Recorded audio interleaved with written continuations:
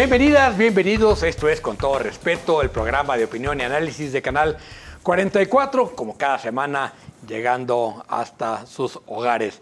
Y bueno, esta noche tenemos muchísimos temas sabrosos. Erika, ¿cómo estás? ¿Qué tal? Bienvenidas, bienvenidos. Pues aquí contenta de estar aquí con todos ustedes. Usted no lo ve porque ahí están el floor manager y toda la gente de los camarógrafos y demás, muy alegres y muy contentos. Así es que hay que estar alegres nosotros también, Jaime. Así es, además, hoy es el día de los camarógrafos, entonces... Sí, felicidades a todos los compañeros. Por eso están contentos. De los camarógrafos y de los fotógrafos, ¿no? De los colegas fotógrafos también.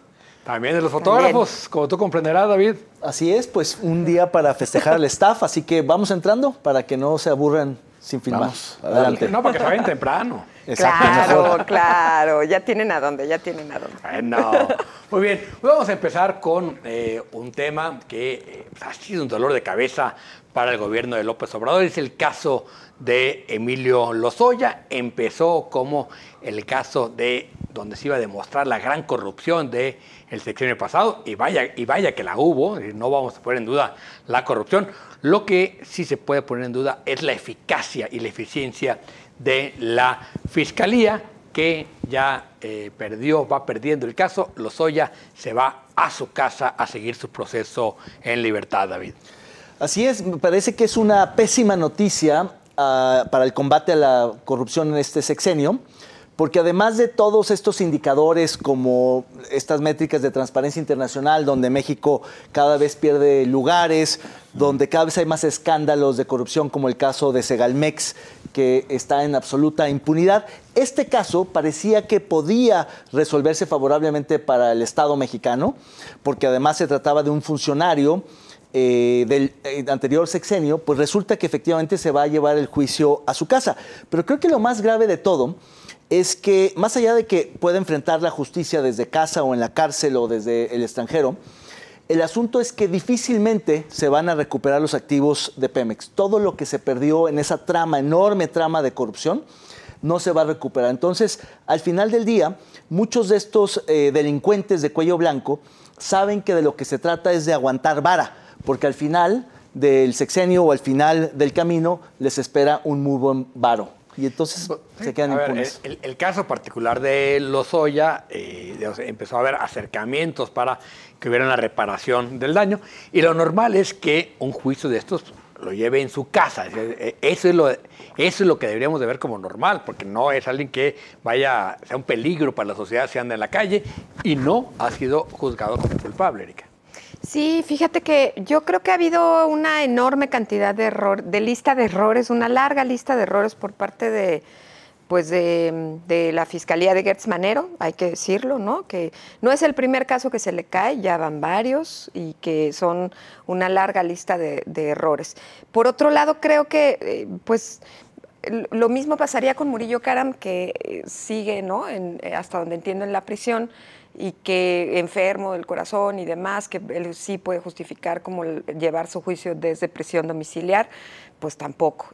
Es decir, ha habido toda una serie de casos que se espectacularizan, ¿no? Que se mediatizan, que el presidente los agarra como una bandera discursiva, y que llegado el tiempo resulta que o no tienen fundamentos sólidos, o no los anclan bien, o no los amarran bien, o lo que sea, ¿no? Lo cierto es que también, hasta donde yo entiendo, la mamá de Emilio Lozoya también está en prisión, ¿no? Por el mismo proceso, y habría que ver que... Sí, no sé si ya salió o no. Visitó el bote, salió y está llevando el proceso en libertad, ¿no? Ok, pero el proceso de reparación del daño tampoco se ha concretado, ¿cierto? Exactamente. Pues entonces, ¿qué está haciendo bien la Fiscalía? Ni agronitrogenados. Ni agronitrogenados. Me parece que se sigue confirmando esta lógica de la justicia selectiva que se ha dado a lo largo del sexenio, y cómo Alejandro Gertz Manero es un pésimo fiscal que actúa solamente por consigna. Acuérdense que desde el principio el caso Lozoya olía mal, ¿no? Desde que lo agarran en España, lo traen, se enfermó en el vuelo, lo llevan a un hospital y luego lo llevan a su casa. Lo va a tragar Pato Pekín. Nunca, sí, oye, hombre. nunca pisa la cárcel. Lo llevan al bote porque esta periodista, que también estaba agraviada por él, porque Lozoya dijo que le habían dado un chayote de una bolsa, y esta periodista dijo, oye, pues a mí no me han dado nada, insiste, le traía ese agravio, se lo cacha ahí cenando pato en uno de los restaurantes más exclusivos allá de la Ciudad de México, y por eso lo meten al bote. Ahora, creo que era el caso, cuando agarran a Lozoya, se abre la incógnita de si se iba a acabar o no el pacto de impunidad clarísimo que hay entre AMLO y Peña Nieto. Lo que vemos hoy es que no se rompió ese pacto de impunidad. pacto yo no estaría de acuerdo en que lo normal sería que alguien como Lozoya lleve su juicio desde su casa.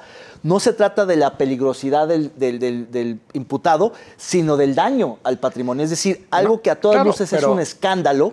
Pero no ha sido juzgado, ¿eh? Por eso, pero... O sea, estamos asumiendo que es culpable. Si es culpable, por supuesto que repare el daño y se vaya al bote. Pero durante el juicio, ¿por qué? No, bueno, porque hay riesgo de fuga. De hecho, se peló, lo agarraron en el extranjero. Pues, ¿cómo no va a haber riesgo? Sí, pero a ver, pero hay 20 maneras de mantener a alguien vigilado. Hay brazaletes. No, bueno, pues, pero tampoco se trata de darle privilegios. No. Me parece que alguien que intentó la fuga o que está, claro que tendría que estar en la cárcel, claro, sin que se alargue su sentencia, su juicio tanto, pero lo normal no me parece que deba ser que un delincuente... No, es que yo creo que no debemos de normalizar la prisión preventiva, salvo casos de que se compruebe que el personaje que está siendo juzgado es peligroso. Si no, todo el mundo tiene derecho a ser inocente mientras demuestre lo contrario.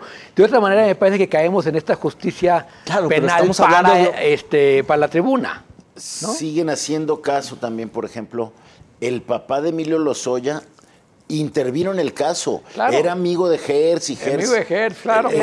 Le dio las grabaciones que le sacaron. Todo eso. Fue secretario con Salinas, ¿no? En fin, vamos a otro asunto también nacional. El día de hoy, Patricia Mercado, senadora por Movimiento Ciudadano, anunció que deja la vocería de la candidatura presidencial de Álvarez Maínez.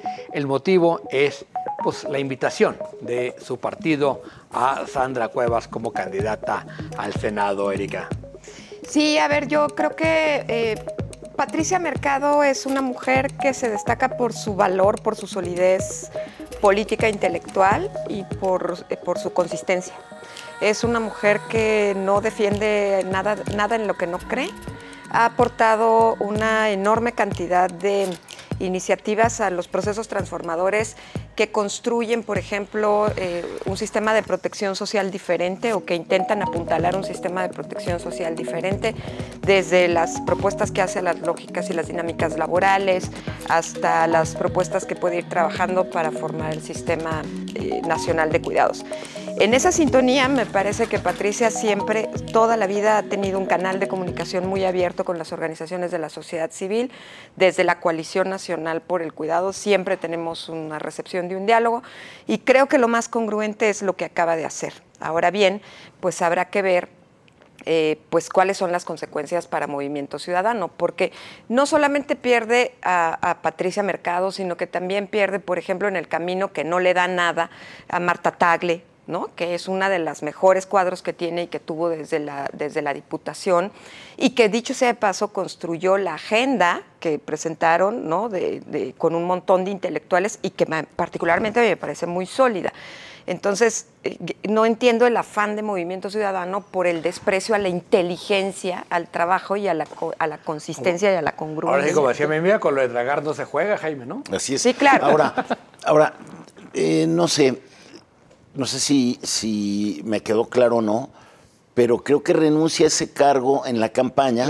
Pero se queda como senadora. Y va como en las pluris, creo, de la Diputación Federal. Y casi asegura para repetir, para ir a la Cámara. Ajá. Entonces ahí, ¿cómo queda? Como que se queda a la mitad, ¿no? A ver, yo creo que desde una lógica, desde una lectura política, me parece que Dante Delgado y la nomenclatura naranja están apostando por cuadros y perfiles populares. Es decir, parte de ¿Populares o cochinos? Pues va junto con pegado, pero el punto es que hay algunos que son muy rentables electoralmente o que parecería que pueden serlo, como Palazuelos, Barrales Ay, no, Sandra pero Cuevas, no. a costa ¿Seguirá de... siendo taquillera Sandra Cuevas? Mira, a ver. Sí, claro, más que Mercado, sin duda. Y Barrales más que Tagle también. A ver, pero ese no es el punto. Estoy de acuerdo contigo, pero yo veo que la lógica directamente es, hay mucho temor de que no logren el registro por la vía de la candidatura presidencial y tienen que apostar a lograrlo por la vía de la candidatura a senadores, ¿no? Exactamente. Porque con senadores sí, la probabilidad de que Colosio se lleve Nuevo León, que en Jalisco, primero o segundo lugar seguro, no, pero la senaduría. Porque para obtener el registro es la votación a diputados, la votación a senadores o la votación al presidente. Y me da la impresión de que la gran apuesta de Dante es lograr el registro por vía de la votación a senadores. Es la votación en el legislativo la que cuenta, ¿eh? No, es cualquiera de las tres. ¿Sí? En la mejor. ¿En la en federal? la que logres el 3%. Ya. Esa fue una checanada de, no me acuerdo si del PT Ya, o del antes era Verde. solo- ¿no? O sea, si las ganas con alcaldías va, No, si las no, ganas... no, tiene que ser No, elección no, federal. tienen que federal. ser Tiene que ser federal. diputados federales, senadores o presidente de la República. La que muerde el 3%. Me da la impresión de que como se está planteando la elección presidencial, Maínez es probable que quede por abajo del 3%. ¿eh? No, Ay, bueno, claro. A ver, No, yo creo de por sí Maínez era una figura poco vista. Creo Sí, que poco no, conocida. creo que es un cuate que en el legislativo articula, pero tuvo un arranque pésimo de campaña. O sea, aparte de que no es popular, ha estado lleno de errores esa campaña. Que va a empezar muy mal Maínez. Y la salida y de... ahora con la salida de Patricia pero Mercado. que le daba cierta solidez. Yo creo que Maínez sí saca más del 3%, pero más bien yo creo que también hay un tema de la nomenclatura naranja que le tienen mucho miedo a estas mujeres independientes, que la idea socialdemócrata les gusta en el discurso, pero no en la práctica.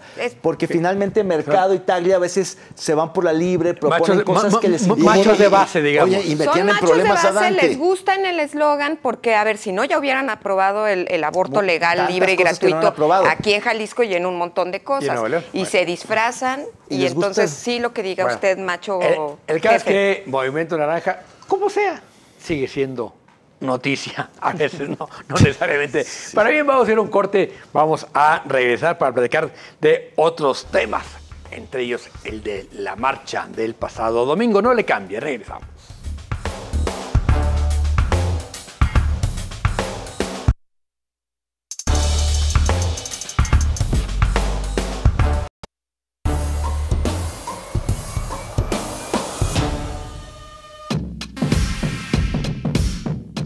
Miles de personas se aglomeraron en las principales plazas del país para exigir que en las elecciones en puerta se respete la democracia. Y aunque el presidente López Obrador celebró la protesta, calificó a quienes asistieron a ella como alcahuetes. Mientras que la candidata de Morena calificó a los asistentes como protectores de los poderes fácticos. Gracias por continuar con nosotros aquí Con Todo Respeto. Y bueno, sin duda fue todo un acontecimiento de participación ciudadana a esta concentración, esta marcha a la que se convocó. Se le llamó en defensa de la democracia, en defensa del INE, en defensa de los organismos constitucionales autónomos que están bajo amenaza en el paquete de reformas que envió el presidente al Congreso el pasado 5 de febrero, un poco en protesta por todos estos asomos autoritarios que se han manifestado en la administración, en el gobierno de la 4T. Un evento que sin duda, Diego, hizo enojar al presidente. Sí, a ver, hace enojar al presidente, por supuesto, y también hay que decirlo, es decir, aunque la manifestación es en defensa de las instituciones democráticas, los que fueron a esa marcha no van a votar por Claudia Sheinbaum ni por la Cuarta Transformación. Totalmente. Claramente no. Pues no. Entonces, O sea, sí es cierto. una marcha anti-Chaira. No, es una marcha, yo diría que de calistenia de la oposición y le sale bastante bien. Es decir, ¿cuánta gente fue? Eso siempre es una discusión. Yo recuerdo muy bien que desde cuando Cuauhtémoc Cárdenas llenó por primera vez el Zócalo, se hizo la medición y en el Zócalo, Ciudad de México, caben 110,000 personas, ¿no? Había algunas manchas donde no estaba llena, sin embargo, la calle de acceso, no me acuerdo si entraron por, varias por alrededor. Madero, una de esas. 5 de Tenían mayo. 5 de mayo, tenían mucha gente. Entonces, pues, Da igual, ha sido la marcha más importante y le llenaron el Zócalo al presidente, el que se reía de que no la iban a llenar. Si sumamos las marchas de todo el país, yo creo que la de Guadalajara también es muy interesante. Si yo creo que desde aquella marcha de 88 que Cloutier saca cerca de 30,000, 40,000 personas a la calle, y creo que esto es similar, ¿no? Yo recuerdo las de la UDG sí, pero tenían otra tiene forma otra de llenar. mecánica. No, otra mecánica. A ver, yo creo que se ha querido desde el oficialismo desacreditar a la marcha porque precisamente la inmensa mayoría de los que fueron a las distintas marchas del país, 120 ciudades, evidentemente no van a votar por Claudia Sheinbaum ni por Morena, pero en realidad el propósito de las marchas, de las concentraciones, del llamado y los discursos de quienes hablaron en esas marchas, empezando por Lorenzo Córdoba, no hace alusión en lo más mínimo al tema de campañas y candidatos. Lo que hace es una defensa muy, digamos, envalentonada de las instituciones de la democracia. Y por eso a que mí el presidente quiere anular. Que claro, es lo que dicen. Claro, eso es lo que dicen. Ahora, pero bueno, es que hay indicios de que efectivamente el presidente está interviniendo en el proceso democrático y eso me parece que es denunciable, ¿no? Como en el postdebate de la marcha, el propio Lorenzo Córdoba insiste en su metáfora de la escalera. Que es buenísima, y cómo Andrés Manuel quiere tirarla. O sea, es una marcha que implícitamente es antirrégimen, pues. Claro, es que muchas democracias están, digamos, cayendo o fallando precisamente porque quienes llegaron por la vía democrática están cancelando esa vía democrática que son las elecciones para que nadie más pueda llegar. Exacto, yo creo que todavía no estamos tan ahí, pero el hecho de que algún grupo de mexicanos defienda la democracia no debería de ser razón para que la candidata oficialista y el presidente ataquen y desacrediten a esos mexicanos. Esa es la parte que parece como buscarle mucho el pleito, ¿no? Me parece que es insistir en esta política de la polarización que le ha dado resultados a la 4T. Lo que yo tengo mis dudas es cómo les va a ir en la Ciudad de México. Creo que se va a repetir el resultado de hace 3 años. No lo sé porque por el candidato, por Santiago Taboada, ¿no? Claro. O sea, creo que el candidato influye mucho. Muy buena. A ver, con relación a la marcha, yo sí diría algunas cositas que ustedes han dicho, pero a mí me parece que concentrarnos en las diatribas, en las descalificaciones, incluso hasta en las groserías que utiliza el presidente para poder descalificar la marcha, es inútil.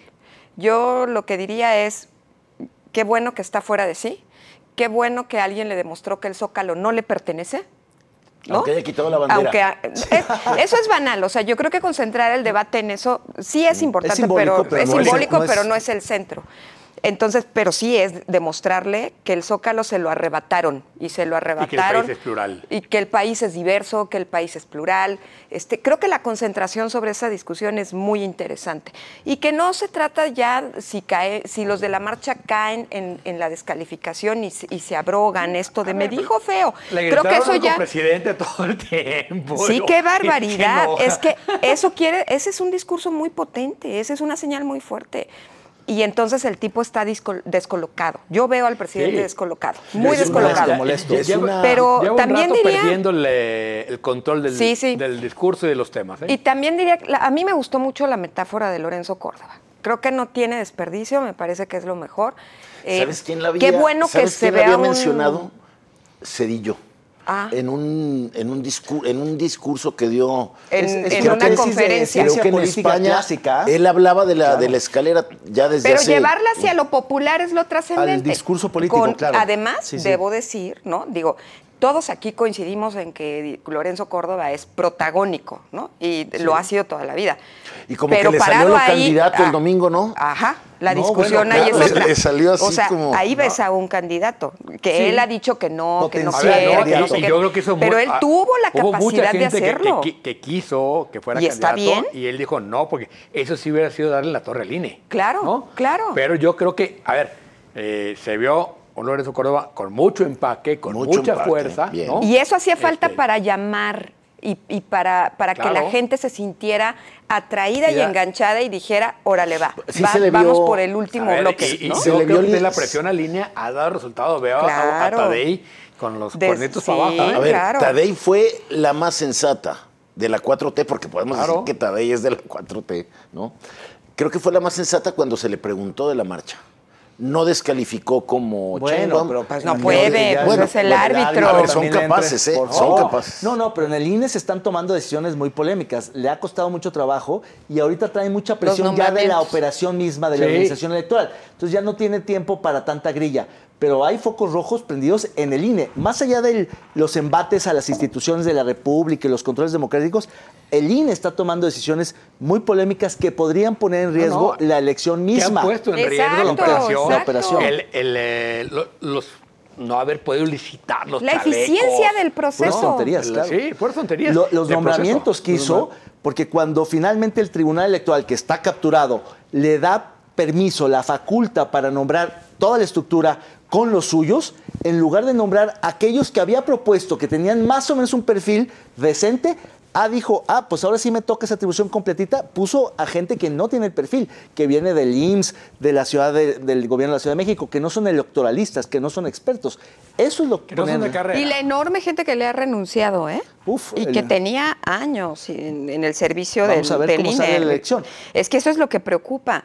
Por eso a mí lo que me llama la atención es que, a ver, esta es la tercera marcha, la más copiosa, ¿no? Es Y entonces, como que va creciendo el movimiento. claro, pero entonces en la primera todo el mundo se enganchó con las ofensas de López Obrador y con el discurso conservadores liberales. En la segunda, otra vez el enganchamiento. Y yo no lo siento tanto ahorita. Yo siento que esta marcha potencia el avance Hay un hacia adelante. sentimiento en una parte de la sociedad civil que sienten que ganaron. Exacto. ¿No? Que le ganaron, exacto. que esta vez sí le ganaron Que al esta vez sí le ganaron al presidente y que se puede ganar. Sí, un independientemente proceso. de que lo hayan hecho o no, el sentimiento es ese. Eso es, creo, la Y mejor por eso digo interpretación. que como calistenia para la oposición fue Un súper respiro. en el momento exacto, porque claro que tiene que ver con el proceso electoral esta marcha, como tiene que ver las reformas de López Obrador. Claro. Nada es inocuo, todo está ya en el proceso electoral. Claro. Lo que demostró la oposición es que está viva. Y eso me parece que empezar la campaña con una manifestación así le da Es muchísima muy fuerza fuerte. a la oposición. Sí, y digo, prueba de ello es cómo el presidente, pues, ha generalizado en sus descalificaciones a toda esa gente que marchó. Pero ya no le gusta. Hoy criticó a los medios por la cobertura a la marcha. Cuando fue todo lo contrario. Digo, ahora sí que con todo respeto, como era el presidente, estuve viendo televisión el domingo en la noche y algunos canales de vergüenza. No vieron nada. sí, Que sí, no nada. sacaron la toma del nada. Zócalo jamás para que no se viera. Nada. ¿no? Algunos me desportaban del día siguiente, ¿no? Bueno, Milenio le dio la cabeza, no me acuerdo a qué, la jornada hablando de Israel, otros se la dieron a Claudia Sheinbaum, ¿no? Sí. Todos tuvieron que dar la foto, eso sí, la foto la dieron todos. Y eso fue lo que le enojó al presidente, la foto del Zócalo lleno. más las Claro, cabezas. claro, pues sí. Porque te digo que le quitan lo que él se había abrogado por derecho. Él decía que el Zócalo era suyo Que cuando porque lo él llenara, era el único renunciaba. que lo llenaba. Sí, claro. ¿No? Si el día que viene el bueno, ya Zócalo le me voy. faltan 8 meses. Descalificar este discurso de qué democracia hablan ellos. La democracia de los ricos, la democracia De los de la oligarcas. oligarquía. Pues democracia solo hay una. ¿no? Es que ahí Y creo que esa es la trampa de la alegoría que plantea Lorenzo Córdoba, Claro. que se ha discutido mucho en el mundo entero, es que empieza a haber varias definiciones de democracia. Pero ciertamente la democracia Es en una. la que más o menos estamos de acuerdo es una democracia instrumental, procedimental, de la contar los básica. votos, la Ya. básica. Es la básica.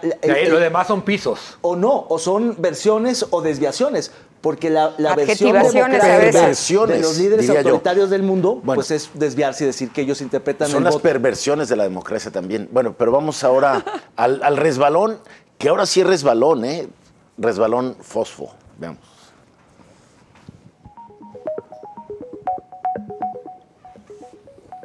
¿Qué tal, Erika? Se puso los tenis.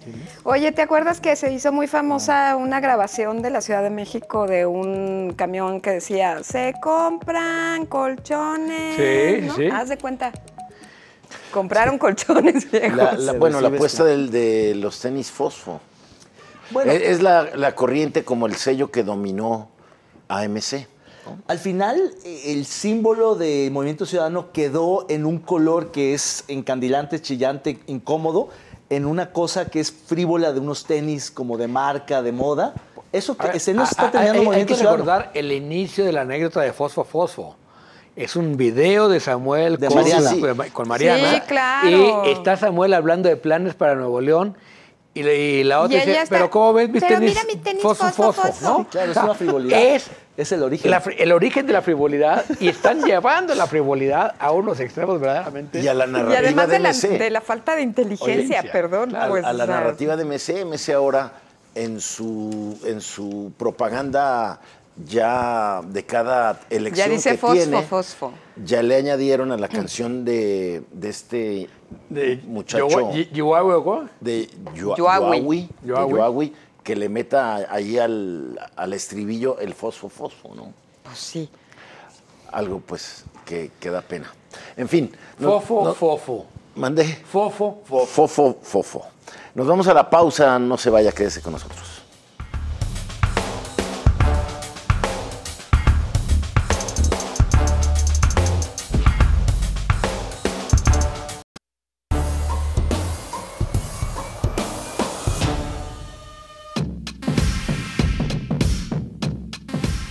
En las últimas 2 semanas han muerto 15 personas en la Exvilla Alfarera, producto de multihomicidios.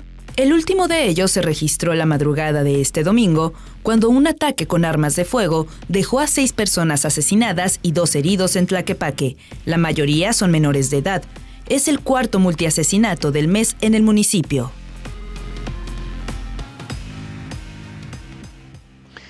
Tristísimo este caso de los adolescentes asesinados a mansalva en Tlaquepaque. Ya murió uno más de los que estaban heridos. Son 7 las personas fallecidas, 5 de ellas entre 15 y 16 años. Es el 4º en el mes, pero van 15 multiasesinatos en Tlaquepaque en lo que va del sexenio. ¿Cuál es la respuesta del gobierno estatal y federal? Más rondines de la Guardia Nacional. Están saliendo literalmente, como diría Guillermo Cepeda de Lecuona, a buscar incendios en lugar de aplicar la inteligencia en el caso de Tlaquepaque. No podemos decir después de esto que estemos mejor en términos de seguridad, Erika. No, aunque el gobernador insiste y muestra las cifras de la baja en homicidios, ¿no? Que ciertamente las cifras sí muestran una reducción, aunque todavía estemos por encima de muchos otros estados. Yo creo que no se puede contrarrestar con ese discurso con el que se ha empecinado el gobernador a salir mes con mes, masacres y tragedias como las que ocurren cotidianamente, como esta, como los 15 multihomicidios en Tlaquepaque que mencionas, como las desapariciones también masivas, ¿no? Las desapariciones que han tenido casos en Zapopan, en el call center.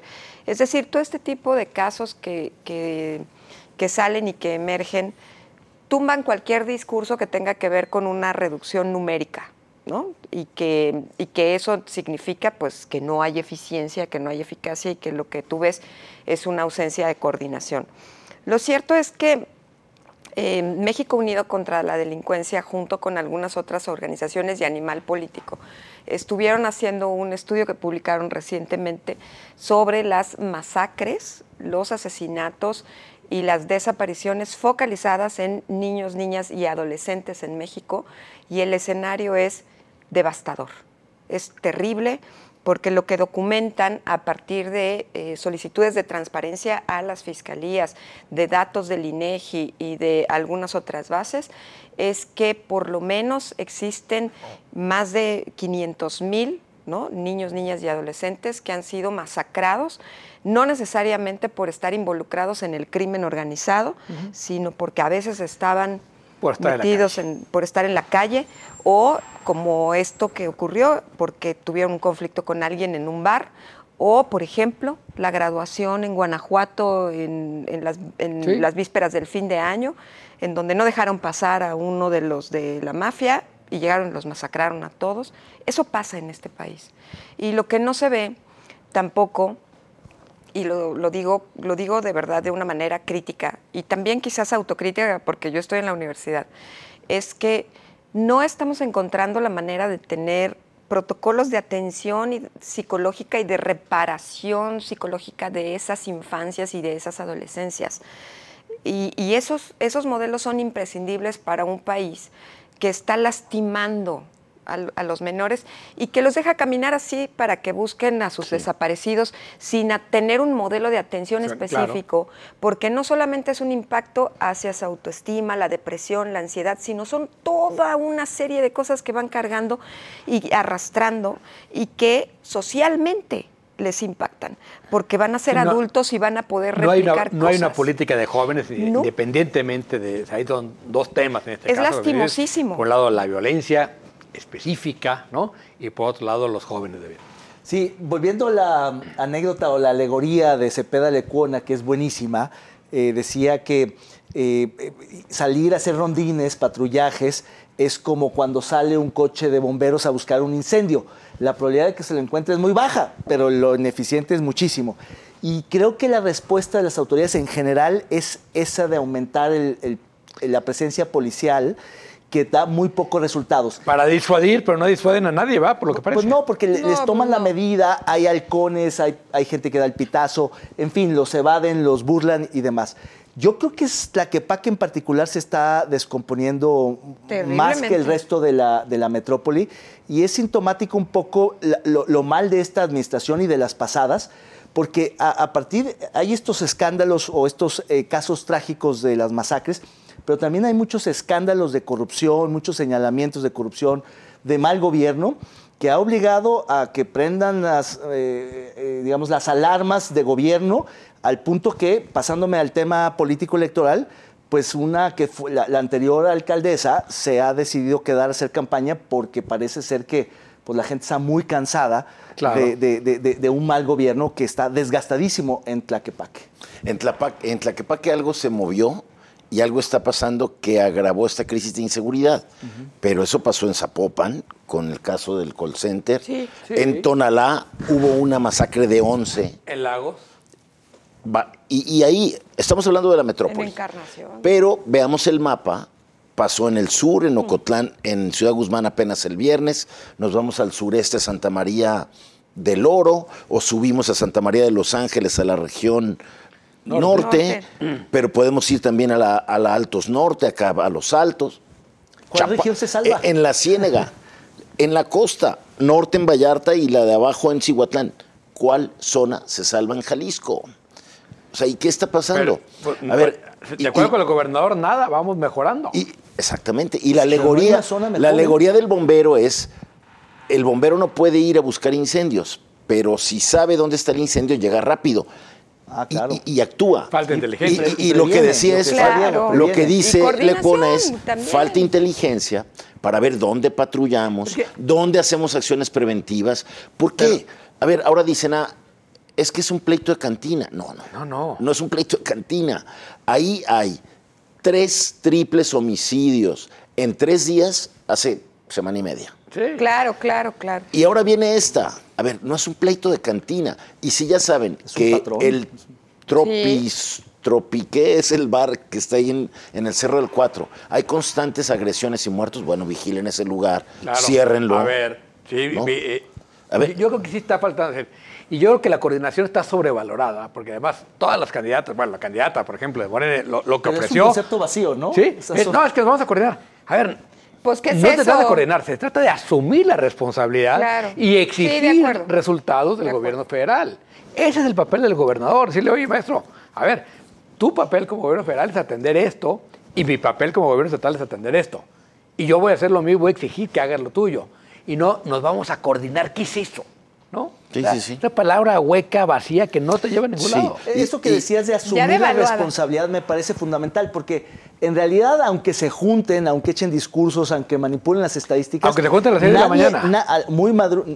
No asumen la responsabilidad política, que es hacerse cargo de la situación y de la estadística delictiva. Es decir, pues en otro país, en un régimen democrático, alguien con esos números, pues tendría que irse a su casa. Y si tú sumas homicidios más desaparecidos, es el peor sexenio de todos. Así es. ¿No? O sea, A ver, creo que hubo- y cada año es peor que el anterior. Creo que hubo Así es. por ahí un acierto del fiscal como de reenfocar como la primera hipótesis, ¿no? Que da el domingo, luego que dice, es que salieron y parece hubo problemas y luego vinieron. Ya el otro día dice, no, bueno, si vemos lo que ha pasado aquí, otra línea de investigación es que puede haber un grupo relacionado con el crimen organizado que está generando esto. Vamos a hacer unas pruebas de balística para ver si tienen relación.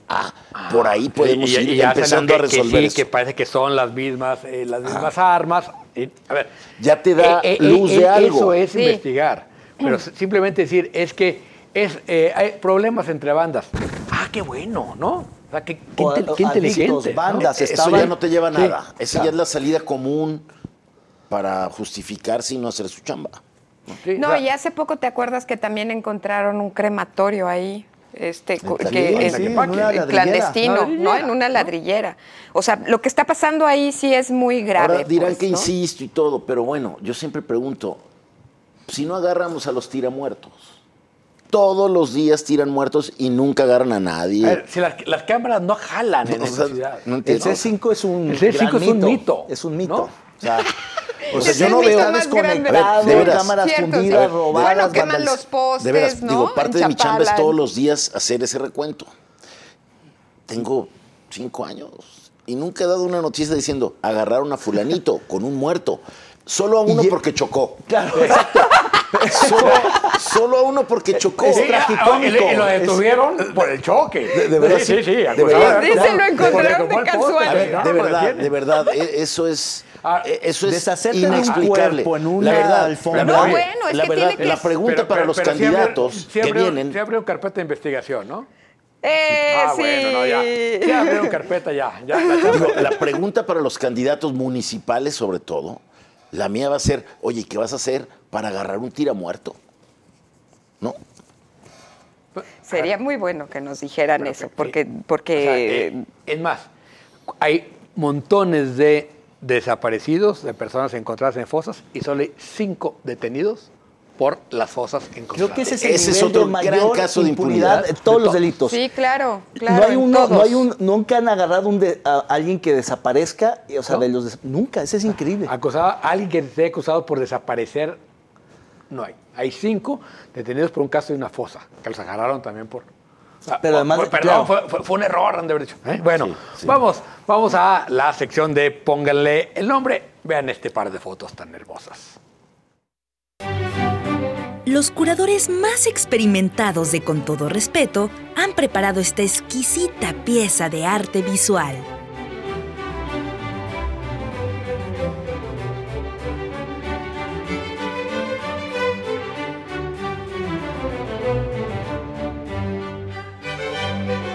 Usted, póngale el nombre. Ahí tiene a las 2 candidatas a la presidencia de la República con el Papa. Erika, ¿cómo les vas a No, poner? yo paso porque no se me ocurre nada. El Papa y las devotas por los votos. De votos por los votos, está bonito. Ándale. Como diría Juan Pablo II, México siempre fiel. Yo le voy a poner las empapadas. Ese me gusta. Yo, bueno, me Bueno, uno al de, pero al de Diego. son de votos de los votos de ninguna otra cosa. Vamos a un corte. Vamos a la parte final del programa. Quédese con nosotros.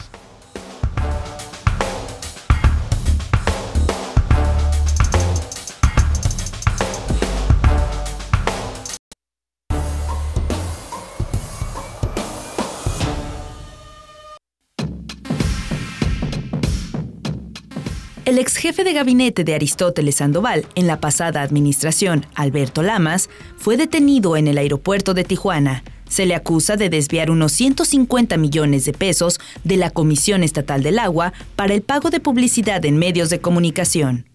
La detención ocurre a 2 semanas de iniciar el proceso electoral, por lo que deja preguntas en el aire sobre los intereses que persigue la Fiscalía Anticorrupción, encargada de la investigación.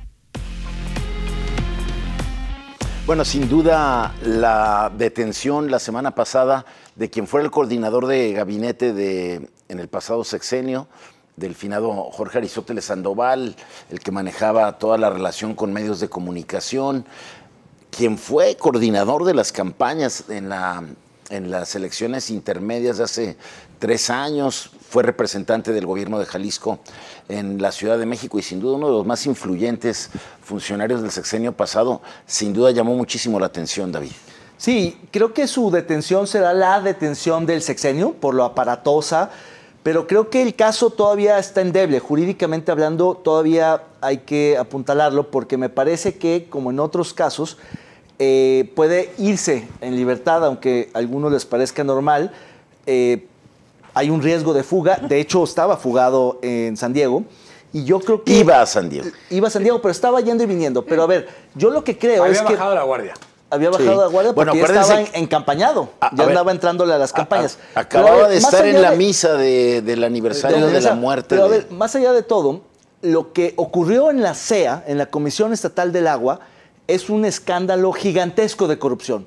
Es decir, lo que hicieron fue montar un operativo, una operación donde le pagaron a muchos medios de comunicación, la lista es interminable de televisoras, radiodifusoras, periódicos, consultoras, muchos conocidos, grandes, y que al final obviamente pidieron el dinero de regreso, como siempre triangulándolo y con maniobras financieras, con la justificación de las campañas del PRI, para finalmente muchos de ellos quedarse con una muy buena tajada. Es decir, fue una operación muy, muy sofisticada, muy grande, donde Lamas tuvo el cuidado de no firmar nada, pero el descuido de pedirles a los que operaron en su nombre que dejaron ahí un tiradero y todas sus huellas metidas.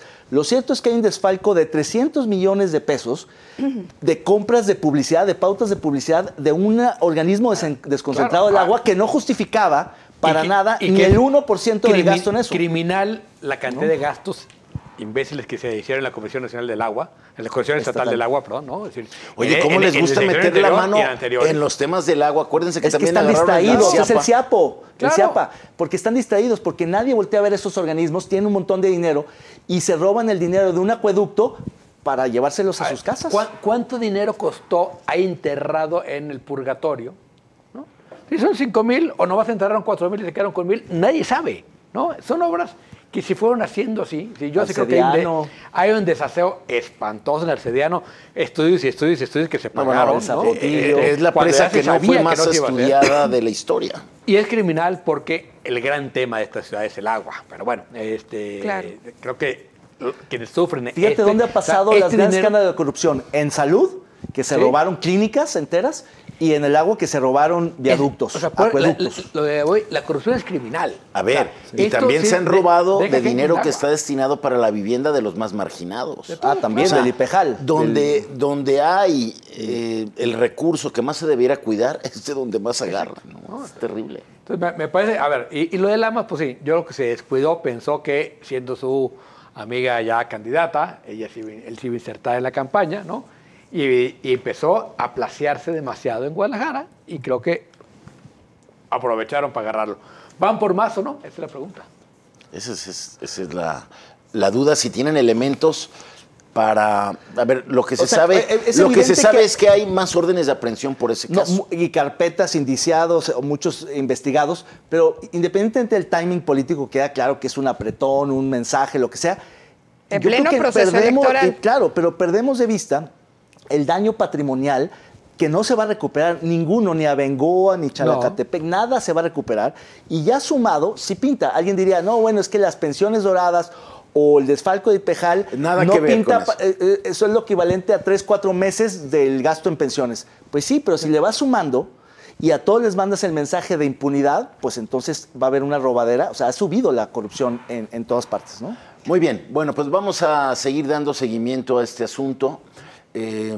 Cuando fue detenido y fue presentado ante el juez, cuando lo trajeron de Tijuana, la defensa y el propio Alberto Lamas decidieron pues ganar tiempo, apegarse a este beneficio que da la justicia de aplazar la declaración. Esta se cumple el jueves, las 144 horas, jueves por la mañana. Habrá que estar atento a ver qué declara y a ver qué elementos presentan ante el juez y ver qué decide el juez, si lo vincula o no a proceso. Por lo pronto vamos a otro tema, un tema que tiene que ver con la Universidad de Guadalajara y esto que se daba por un hecho, que iba a pasar esta iniciativa que se celebró muchísimo del gobernador de darle a la Universidad de Guadalajara un presupuesto constitucional. Veamos.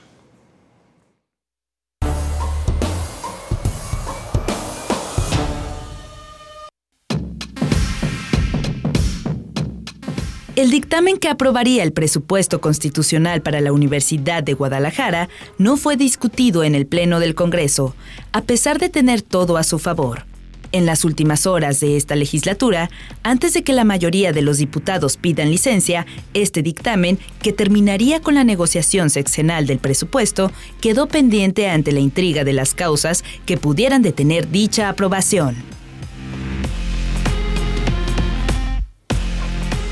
Pues ha especulado mucho, Erika, de qué pasó, qué se movió, por qué finalmente no salió a votación.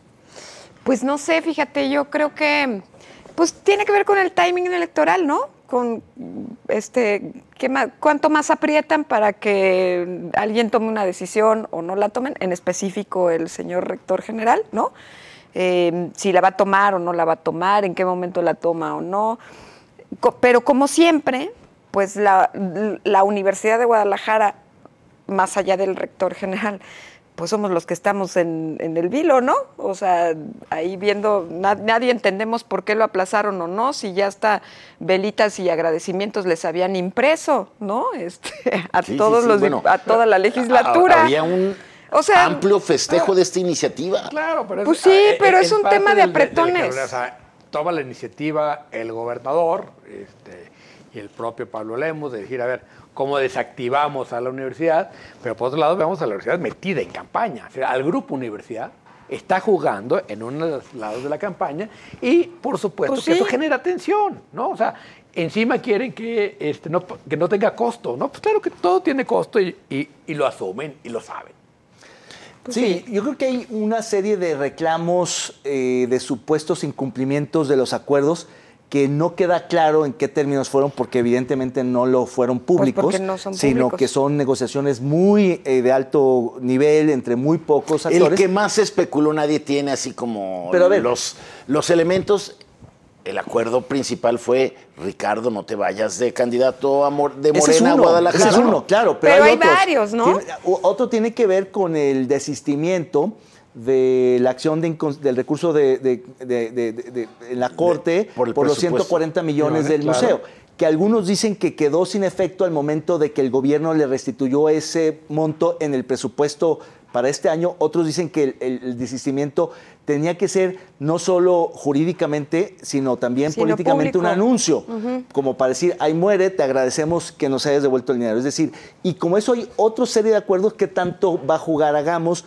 Como partido van a entrar las prepas, o sea, lo que decía Diego, por supuesto, que hay un reclamo del una negociación del y una petición abierta, bueno, no abierta, pero sí que se supo, era desactiven Hagamos. Claro. La universidad no tiene que tener partido. No, y no solo está activado, está en campaña con Morena. Claro, o sea, está con el equipo peor. Contrario, porque si estuviera con ellos como lo estuvo en el proceso grupo electoral en el 18, anterior, pues no hay tanta bronca, pero con los contrarios, ahí, o sea, depende de qué bando. En ese momento claro, se reactiva el conflicto. Acuérdate que MC ya no quiere al grupo UDG de aliado en el 21. En el 21. Porque ahí, digamos, Raúl Padilla, que ya no vive, fue el que le dijo en una negociación directa con el gobernador, el gobernador le pide que no vayan como partido, que y no que se sumen a MC, y le dice, too late, ¿no? Ya tenemos el partido hecho, ya no podemos echar para atrás, ¿no? Así es. Y si te vas un poco para atrás, el hecho mismo de proponer la iniciativa del partido, pues ya había causado también conflicto. Claro. Porque Bueno, las universidades... el diputado Enrique Velázquez dice que sí va a pasar esta iniciativa esta semana, ya lo estaremos contando el próximo martes. Por lo pronto, vámonos a la gustada sección del premio La Neta No.